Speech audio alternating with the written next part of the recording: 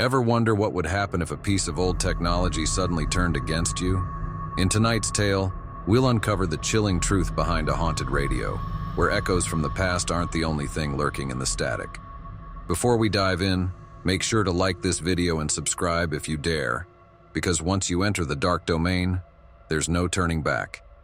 And if you've ever experienced something strange with technology, let us know in the comments. Now, let's begin.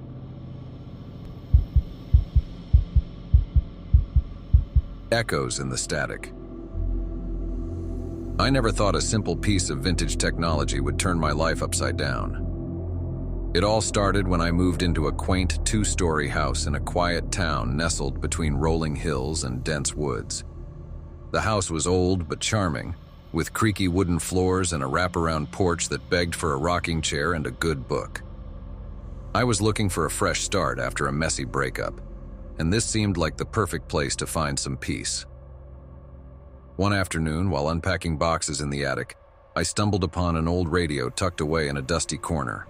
It was an antique shortwave model, the kind with large knobs and a faded wooden casing. Intrigued, I wiped off the grime and decided to bring it downstairs. I placed it on a side table in the living room, thinking it would make a nice decorative piece. That evening, curiosity got the better of me. I plugged the radio into an outlet, half expecting it not to work. To my surprise, the device hummed to life, the dials illuminating with a soft amber glow. Static crackled through the speakers, filling the room with a nostalgic ambiance. I began turning the knobs, scanning through frequencies in hopes of catching a station. Most channels were just white noise, but then I stumbled upon a faint signal. A melancholic piano melody drifted through the static, haunting yet beautiful. The music was grainy, as if it were being played from a distant place or time. I sat back on the couch, letting the notes wash over me. There was something comforting about it, a strange familiarity I couldn't place. The next night, I found myself drawn to the radio again. The same station played, this time with a soft female voice humming along to the piano. Her voice was soothing, almost hypnotic. I closed my eyes, losing myself in the sound. Days turned into a routine. Every evening at exactly 9:15 p.m., the mysterious broadcast would begin. Sometimes it was the piano. Other times, the woman would recite poetry in a language I didn't recognize. It became a comforting presence in my new home. One night, as I listened, the music abruptly stopped. A man's voice emerged from the static, urgent and strained. "Hello? Can anyone hear me?" he pleaded. Startled, I leaned forward. "Is this live?" I muttered to myself. The man continued. "If you're hearing this, please listen carefully. She's not what she seems. Do not trust the voice." A chill ran down my spine. Before I could process his warning, the broadcast cut off, and the familiar piano melody resumed. The sudden shift left me uneasy. Who was the man, and who was he warning me about? The following day, I decided to do some research. I visited the local library and asked the librarian if she knew anything about shortwave radio broadcasts in the area. She gave me a puzzled look. Shortwave radio? That's quite outdated. Not many people use it anymore. I explained about the nightly broadcasts. Her expression turned curious. There have been rumors over the years about strange signals, but they're just old ghost stories. Ghost stories? I echoed. She nodded. Legend has it that during the 1940s, a woman named Eleanor lived in a house near the woods. She was a pianist who lost her husband in the war. Heartbroken, she would broadcast music and poetry over the radio, hoping he'd somehow hear her. They say her spirit still lingers, trying to reach out. I felt a knot in my stomach. That's just a tale, right? She smiled softly. Most likely. But this town loves its legends. That night I hesitated before turning on the radio. When 9:15 p.m. arrived, the piano began as usual. Gathering my courage, I spoke aloud. "Eleanor, can you hear me?" The music paused, replaced by static. Then the woman's voice responded, barely above a whisper. "Who is there?" My heart raced. "My name is Daniel. I found your radio." Silence stretched on before she replied. It's been so long since I've heard another voice. Are you real? I asked, feeling foolish. She laughed softly, a sound both delightful and unsettling. As real as you believe me to be. Before I could ask more, the broadcast ended abruptly. I sat there, staring at the radio, questions swirling in my mind. Over the next few nights, our conversations continued. Eleanor told me about her love for music, her dreams, and her longing to connect with someone. There was a sadness to her, but also a warmth that drew me in. One evening, she asked, Daniel, would you like to see me? See you? How? I asked. There's a clearing in the woods behind your house. Meet me there tomorrow night. Apprehension gnawed at me. Is that a good idea? Her voice softened. Don't you want to know the truth? I agreed, curiosity overpowering caution. The next night, under a full moon, I ventured into the woods. The trees stood tall and ominous, their branches like skeletal hands reaching toward the sky. Leaves crunched under my feet as I followed a faint path. Eventually, I emerged into a small clearing bathed in silvery light. Daniel? A voice called from the shadows. I turned to see a figure emerge, a woman in a vintage white dress, her dark hair cascading over her shoulders. She was ethereal, almost glowing. Eleanor? I whispered. She smiled. Thank you for coming. I approached slowly. This is incredible. How is this possible? She reached out and touched my hand.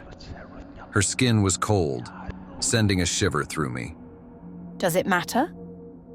We talked for what felt like hours. She spoke of love and loss, of feeling trapped between worlds. I found myself opening up to her in ways I hadn't with anyone else. As the night wore on, she grew distant. I must go, she said sadly. Will I see you again? I asked. Yes, but there's something you must know. Before she could continue, a harsh static noise filled the air, like the sound from the radio, but amplified. Eleanor's face contorted in fear. He's coming. You need to leave. Who? What's happening? I shouted over the noise. She pushed me back. Go, now. I stumbled, then turned and ran back toward the house. The static grew louder, disorienting me. Shadows shifted among the trees, and I felt as though I was being chased. Bursting through my back door, I slammed it shut and collapsed on the floor, gasping for breath.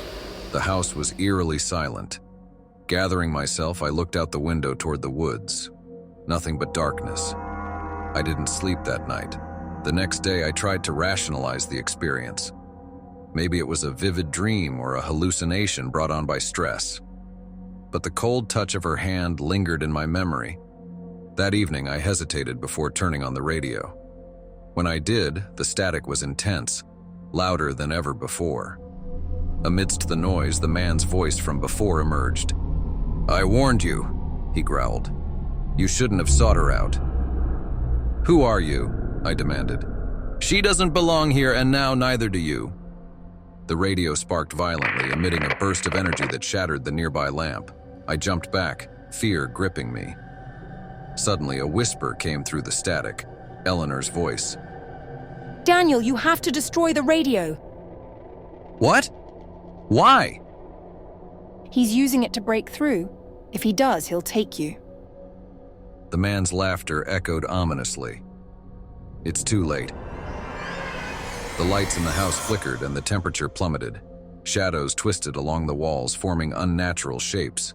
I grabbed the radio, intending to smash it, but it burned my hands, forcing me to drop it. Daniel, you must sever the connection. Desperate, I ran to the kitchen and grabbed a towel to shield my hands. Returning to the living room, I wrapped the towel around the radio and yanked the cord from the wall. The static intensified, the device vibrating violently. With all my strength, I hurled it onto the hardwood floor. The radio shattered, pieces scattering across the room. The static ceased instantly, and a heavy silence fell. Breathing heavily, I surveyed the damage. The oppressive atmosphere lifted and the house returned to normal. Exhausted, I sank onto the couch. "It's over," I whispered. But relief was short-lived. A soft melody began to play, emanating from the shards of the broken radio. The piano tune was slow and haunting. I stared in disbelief as the pieces began to move, sliding across the floor toward each other. The fragments assembled themselves, the radio reconstructing piece by piece. The man's voice returned, deeper and more menacing. "You cannot escape me." Panicking, I grabbed my car keys and bolted out the front door. As I sped away from the house, I glanced in the rearview mirror.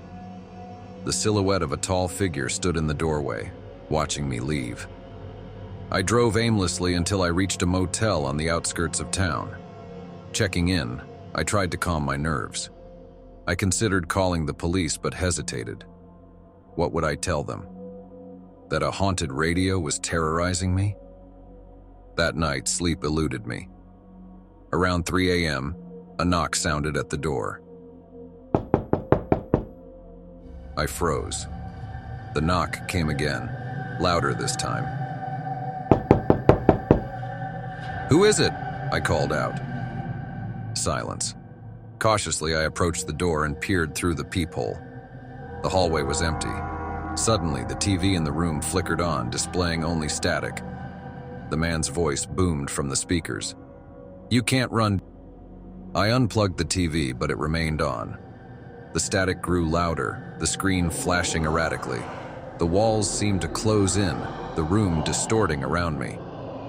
"Why are you doing this?" I screamed. "Because you opened the door," he replied. "And now, you are mine." Just then, a soft glow filled the room. Eleanor appeared beside me, her form more translucent than before. I'm sorry, I never meant for this to happen. "How do I stop it?" I pleaded. She looked at me with sorrowful eyes. You can't stop him, but you can escape. "How?" Trust me. She extended her hand. Without hesitation, I took it. A surge of cold swept through me, and the world around us faded. When I opened my eyes, we were back in the forest clearing. The night was calm, the moon casting gentle light upon us. "What happened?" I asked. I brought you here to sever his hold. This place is beyond his reach, but only temporarily. "Who is he?" A spirit bound to the radio, a collector of souls. He tricked me long ago, and I've been trapped ever since. "Is there any way to be free of him?" She nodded slowly. You must destroy the source completely. Fire is the only way. I looked toward my house in the distance. "Will you help me?" She smiled faintly. I can guide you, but the act must be yours. Together, we returned to the house. Inside, the radio sat intact on the table, emitting a low hum. The air was thick with malice. I gathered newspapers and lighter fluid from the garage. Dousing the radio, I took a deep breath. As I struck the match, the man's voice roared. "You dare defy me?" I dropped the match onto the radio. Flames erupted, consuming it rapidly. The fire spread unnaturally fast, forcing us to retreat. The house began to shake, objects flying off shelves. "You cannot destroy me," he bellowed. Eleanor stood beside me, her form flickering. I grasped her hand as the flames engulfed the room. A deafening scream echoed, and then everything went black. When I came to, I was standing outside, the morning sun casting warmth on my face. The house was untouched, no signs of fire or destruction. "Eleanor!" I called out. There was no response. The radio was gone, and the oppressive presence had lifted. In the weeks that followed, I tried to make sense of it all. Perhaps it was a hallucination, a vivid nightmare brought on by stress. But deep down, I knew it was real. One evening, as I sat on the porch watching the sunset, a gentle breeze carried the faint sound of a piano. It was the same melancholic melody. A sense of peace washed over me. "Thank you, Eleanor," I whispered. From that day on, I never heard the static or the sinister voice again. The radio was gone, and with it, the darkness that had invaded my life. I remained in the house, finding solace in its quiet charm. Occasionally, I would hear distant music or catch a glimpse of a figure in white among the trees. Whether it was Eleanor's spirit watching over me or just my imagination, I couldn't say. But I felt no fear, only gratitude. Some doors are best left unopened and some signals are best left unheard. If this story sent a shiver down your spine, be sure to like the video and subscribe to Dark Domain, where the dark and the eerie are always just one story away. And before you go, tell me in the comments, what's the creepiest thing you've ever experienced when you thought you were alone? Until next time, beware what you tune into. You never know what might be listening back.